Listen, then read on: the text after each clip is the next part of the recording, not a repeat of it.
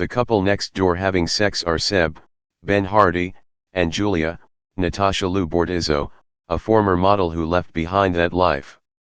Hardy is sincerely cheesy in the role that has him being an overly sexual photographer, whose photo shoots with other women cause nosy neighbors Pippa and Thomas to think they're witnessing cheating.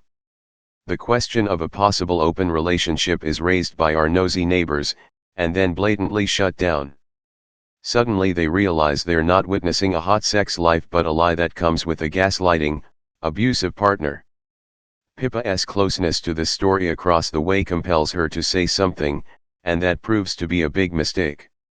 The Voyeurs offers a formidable roster of feelings, starting with how Sweeney depicts the curiosity, the seduction of looking, of wanting to live inside the projection put upon someone whose sex life is enhanced with a binocular-s aim. The script also gives her ample time to be funny and playful, opposite Justice Smith's more low-key, less amused boyfriend who enters into the movie wanting to get an accordion. Their chemistry is sexy when needed, but also a little goofy, like when they try to obtain a crafty audio connection at the neighboring apartment via the incognito of a costume party. It's more when things between the two fall apart that the Voyeurs struggles to create a potent, emotional core. We care more about the two as actors, finding their way through the story, than we do as characters whose initial fixation starts to eat away at their own chemistry. Mohan's film goes to some bizarre emotional depths, and channels in coincidences. Pippa's job happens to involve eyesight, of all things. It tries to have fun with how the characters are in some type of ridiculous illusion that only we are aware of. Notice the poster for Michelangelo Antonioni's Blow Up, a similar and far more well-rounded movie about witnessing life from afar, through lenses. Or listen to nudge nudge nudge simple exchanges like this: "I didn't think you'd come. I came." That scene happens at an art gallery.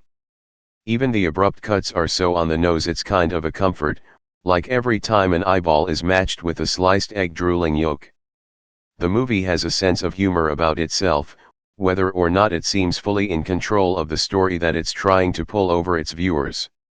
Some passages are not accidentally dull here, they're just dull. No spoilers here about the juiciest parts of the Voyeurs, but they come in the second and third act, when it stares back at you.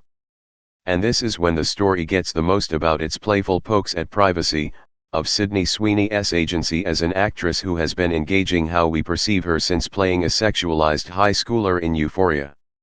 The movie begins with the camera trying to get a glimpse of her in a dressing room, only to feel like we've been caught when she suddenly makes eye contact.